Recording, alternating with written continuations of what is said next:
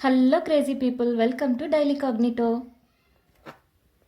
గొబ్బెమ్మలు, భోగి మంటలు, గంగిరెద్దులు, పిండి వంటలు, హరిదాసు కీర్తనలు, రథం ముగ్గులు, కోడిపందాలు, జల్లికట్లు ఇలా ఒక్కటా రెండా సంక్రాంతి వచ్చిందంటే ఆ సందడే వేరు. అయితే భోగి పండుగ రోజు సాయంత్రం పెద్దలు తమ ఇంట్లోని చిన్నారుల తలపై భోగిపళ్ళు పోస్తారు. భోగి పండ్ల కోసం రేగిపళ్ళు, చెరుకుగడలు, బంతిపూల రేకులు, కాయిన్స్, బెల్లం యూస్ చేస్తారు. శనగలు కూడా కలుపుతారు.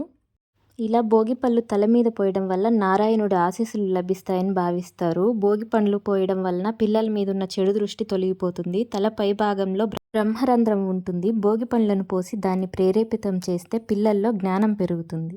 అంతేకాకుండా రేగిపళ్ళను బదరీ ఫలం అని కూడా పిలుస్తారు. శివుణ్ణి ప్రసన్నం చేసుకోవడానికి నరనారాయణులు బదరికావనంలో ఘోర తపస్సు చేశారంట.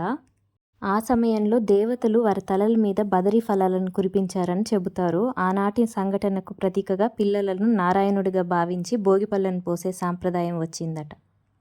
మీ ఇంట్లో పిల్లలుంటే మీరెలా భోగి సెలబ్రేట్ చేసుకున్నారో కమెంట్ చేయండి. Thanks for watching.